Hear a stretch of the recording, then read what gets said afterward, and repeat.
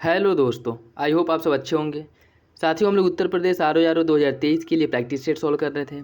इस वीडियो में हम लोग पेपर फर्स्ट के जो सामान्य अध्ययन का पेपर फर्स्ट होता है उसके 50 महत्वपूर्ण प्रश्नों को सॉल्व करेंगे, जो आपके एग्जाम के पॉइंट ऑफ व्यू से बहुत ही महत्वपूर्ण है। तो यदि आप लोग चैनल पर नए हैं तो सब्सक्राइब कर लीजिए और बेल आइकन को प्रेस कर लीजिए, जिससे वीडियो के महत्वपूर्ण नोटिफिकेशन आप लोगों को मिलते रहें। और वीडियो अगर अच्छा लगे तो लाइक करना बिल्कुल भी ना भूलें। कोई भी सजेशन हो, कोई फीडबैक हो तो कमेंट बॉक्स में ज़रूर दें। और इसका पीडीएफ टेलीग्राम चैनल पर अपलोड कर दिया जाएगा विथ इसके आंसर शीट के साथ, तो वहाँ से आप लोग डाउनलोड कर सकते हैं, डाउनलोड करके रिवीजन कर सकते हैं। तो और कोई कन्फ्यूजन हो तो कमेंट बॉक्स में ज़रूर बताइएगा। वीडियो अच्छा लगे तो लाइक करना बिल्कुल भी मत भूलिएगा। तो चलिए इसी के साथ वीडियो की शुरुआत करते हैं। बैंक दर के संदर्भ में निम्नलिखित कथनों पर विचार कीजिए। जिस ब्याज दर पर रिजर्व बैंक वाणिज्यिक बैंकों को उधार देता है उसे बैंक दर कहा जाता है। रिजर्व बैंक इसका उपयोग साख पर नियंत्रण स्थापित करने के लिए करता है।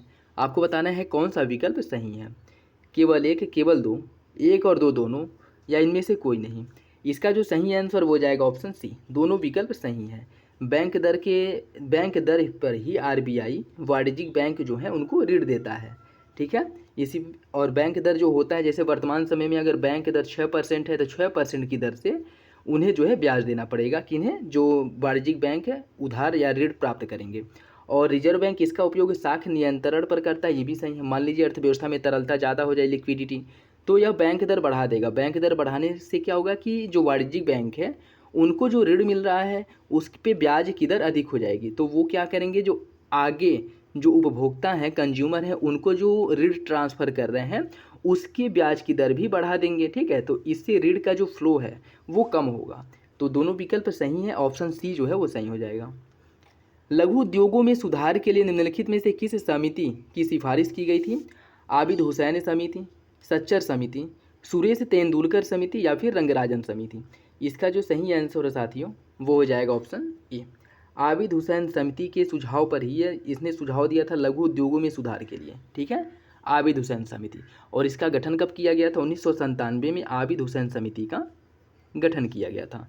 और दूसरा है सच्चर समिति, इसका गठन किया गया था 2005 में। और यह किससे संबंधित है, यह मुसलमानों की स्थिति में सुधार करने, उनकी स्थिति वर्तमान समय में उनकी स्थिति क्या है उसके बारे में जानकारी इकट्ठा करने और उनकी स्थिति को सुधारने के लिए सच्चर समिति का गठन किया गया था 2005 में। तीसरा है सुरेश तेंदुलकर समिति, इसका गठन भी 2005 में किया गया था। और इसका जो गठन किया गया था सुरेश तेंदुलकर समिति का, गरीबी रेखा का निर्धारण करने के लिए सुरेश तेंदुलकर समिति का गठन किया गया था 2005 में। रंगराजन समिति का गठन 2012 में किया गया था और इसका गठन भी गरीबी रेखा का निर्धारण करने के लिए, रंगराजन समिति और सुरेश तेंदुलकर समिति दोनों का गठन गरीबी रेखा का निर्धारण करने के लिए किया गया था।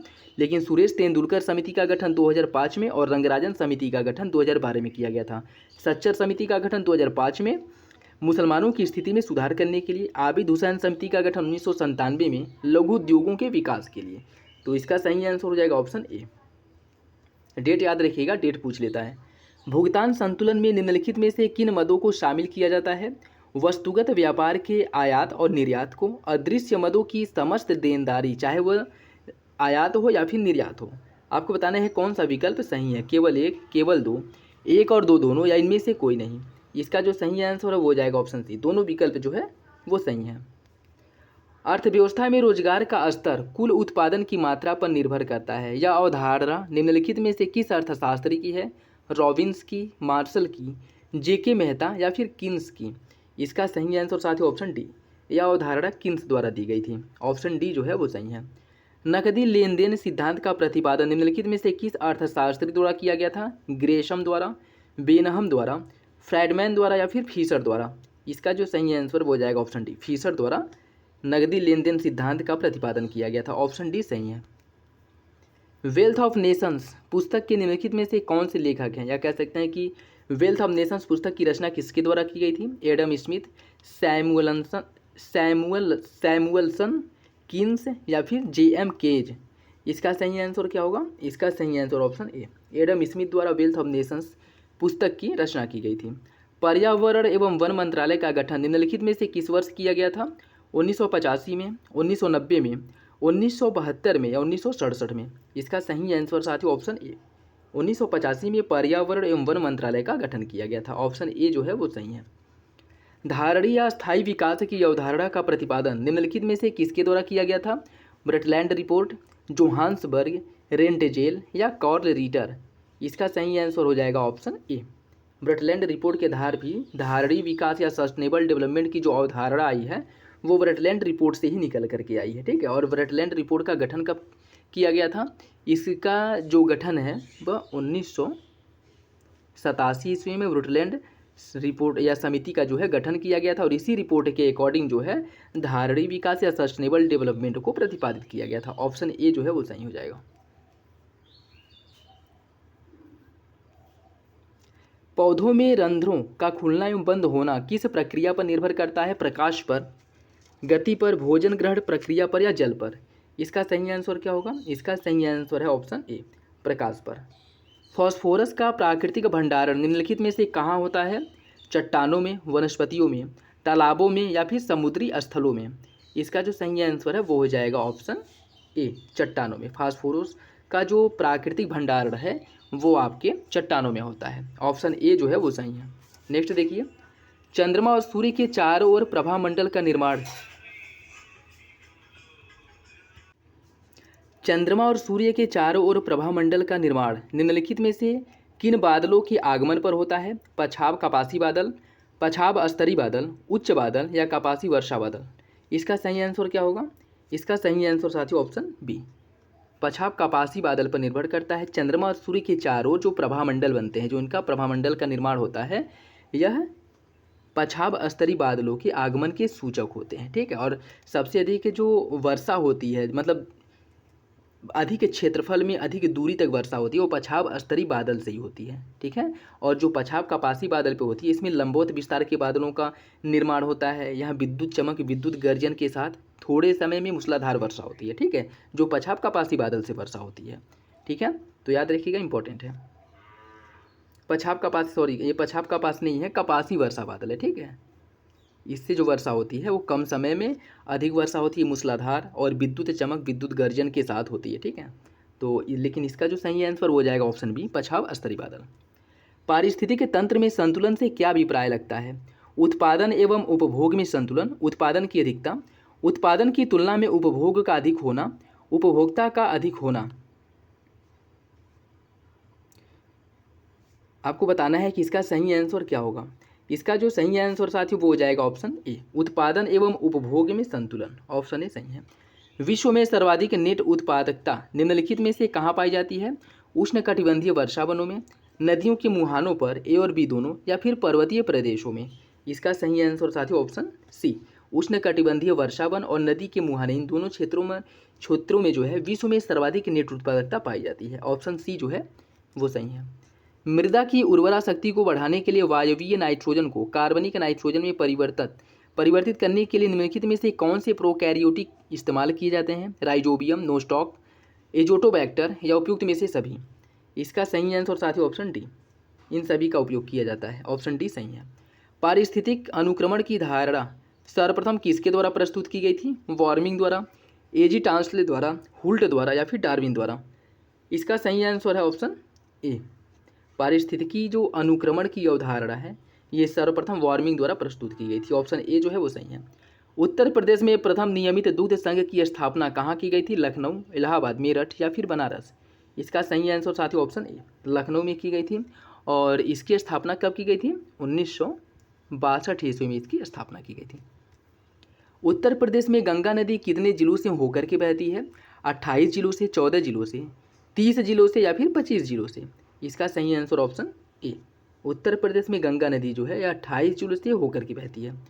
निम्नलिखित युग्मों में से कौन सा सही सुमेलित नहीं है?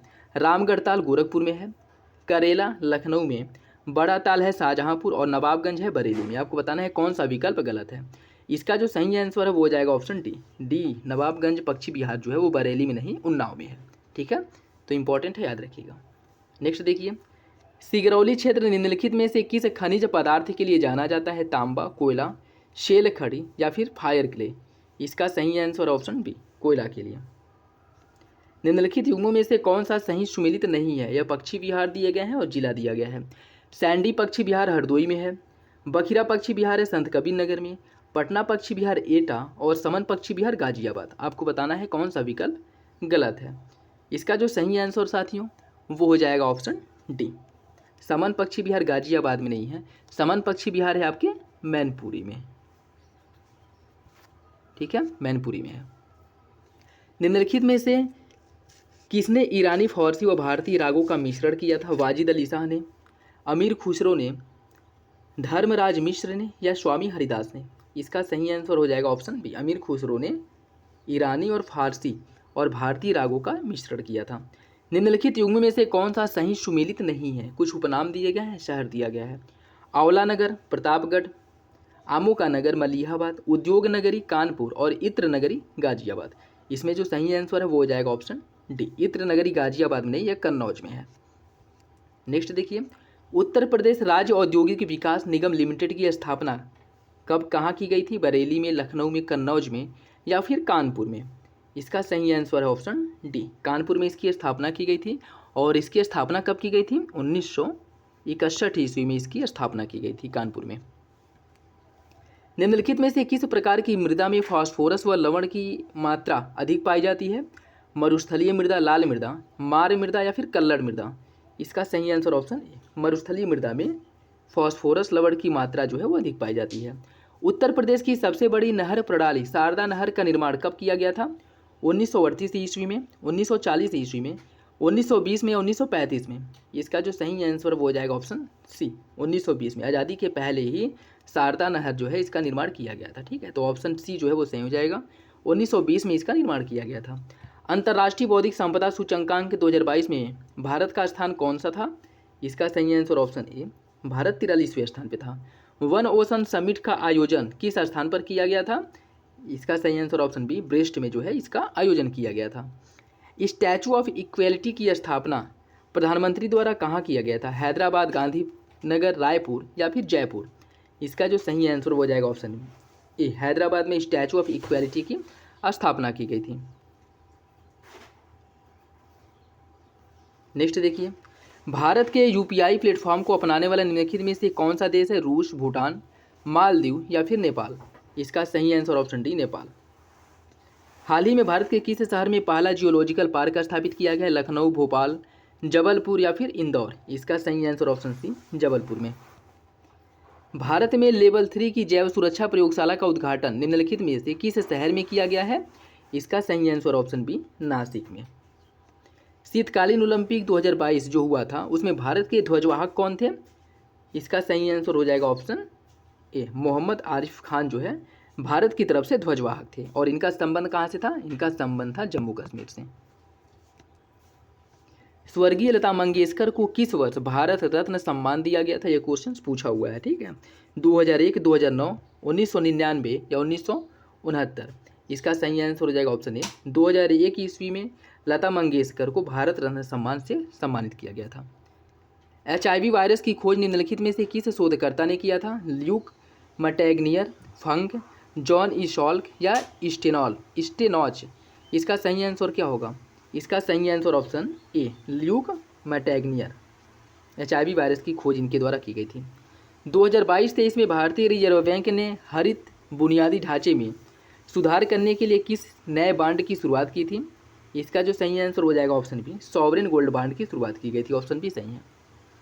भ्रष्टाचार बोध सूचकांक जो 2021 से पुराना है, लेकिन देख लीजिए इसमें भारत की रैंकिंग क्या थी? इसका सही आंसर ऑप्शन सी, भारत 50वें स्थान पे था भ्रष्टाचार बोध सूचकांक में। किस देश ने भारत से ब्रह्मोस सुपरसोनिक क्रूज मिसाइल तट आधारित जहाज रोधी संस्करण की खरीद के लिए समझौता किया था? इसका जो सही आंसर हो जाएगा ऑप्शन सी, फिलीपींस द्वारा यह समझौता किया गया था और उस समय बहुत ज़्यादा चर्चा में था। भारत वन स्थिति रिपोर्ट जो 2021 में आया था, इसके अनुसार देश का कुल वनावरण देश के कुल भौगोलिक क्षेत्रफल का कितना प्रतिशत है? इसका सही आंसर ऑप्शन ए, 24.62%। नेक्स्ट देखिए, एल्बिनो मगरमच्छ एक दुर्लभ प्रजाति का प्राणी है। इसे हाल ही में किस स्थल पर पाया गया है या इसकी किस स्थल पर खोज की गई है? इसका जो सही आंसर हो जाएगा ऑप्शन सी, भितरकनिका राष्ट्रीय उद्यान जो आपके उड़ीसा राज्य में है, यहाँ पे इसकी खोज की गई है। रेड सैंडलवुड को international union for conservation of nature अर्थात IUCN की रेड लिस्ट में संकटग्रस्त श्रेणी में वर्गीकृत किया गया है। यह वृक्ष भारत के किस क्षेत्र में पाया जाता है? कर्नाटक, महाराष्ट्र, आंध्र प्रदेश या फिर गोवा। इसका सही आंसर साथियों ऑप्शन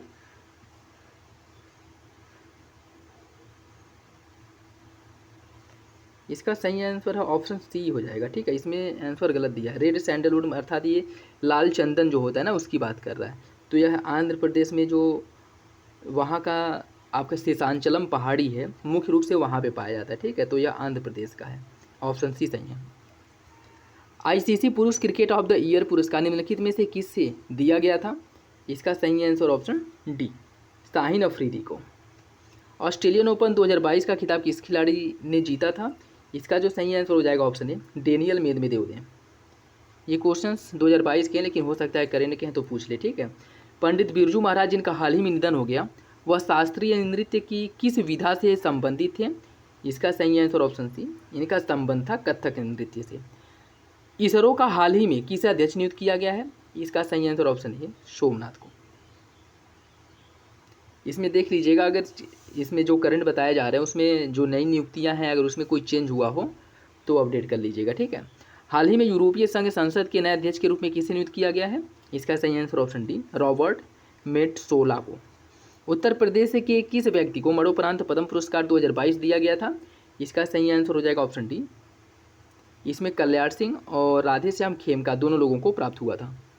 79वें गोल्डन ग्लोब में सर्वश्रेष्ठ मोशन पिक्चर ड्रामा का अवार्ड निम्नलिखित में से किसे दिया गया है? The power of dog, succession, west side story या हेक्स। इसका सही आंसर हो जाएगा option A the power of dog को दिया गया था 79वें गोल्डन ग्लोब में सर्वश्रेष्ठ मोशन पिक्चर फिल्म ड्रामा का अवार्ड। निम्नलिखित में से कौन सी थीम 29वें राष्ट्रीय युवा महोत्सव की रखी गई है? इसका सही आंसर ऑप्शन सी सक्षम युवा सशक्त युवा। ऑप्शन सी सही है। A little book of India celebrating 75 years of independence पुस्तक को निम्नलिखित में से किसने लिखा है? इसका जो सही आंसर हो जाएगा ऑप्शन बी रस्किन बॉन्ड। यह इंपॉर्टेंट है, पूछ सकता है। राष्ट्रीय जल पुरस्कार जो 2022 है ये तो बहुत पुराना है लेकिन देख लीजिए। ठीक है, यह दिया गया था पुरस्कार उत्तर प्रदेश को। तो ये थे आज के last questions. I hope video आप लोगों को अच्छा लगा होगा। वीडियो अगर पसंद आए तो लाइक करना बिल्कुल भी ना भूलें। चैनल पे नए हैं तो सब्सक्राइब जरूर कर ले। कोई फीडबैक हो, सजेशन हो, कमेंट बॉक्स में दे सकते हैं। इसका PDF टेलीग्राम चैनल पे अपलोड हो जाएगा आंसर शीट के साथ, वहाँ से आप लोग डाउनलोड करके अपनी प्रैक्टिस कर सकते हैं। चलिए मिलते हैं अगली वीडियो में, तब तक के लिए धन्यवाद। जय हिंद।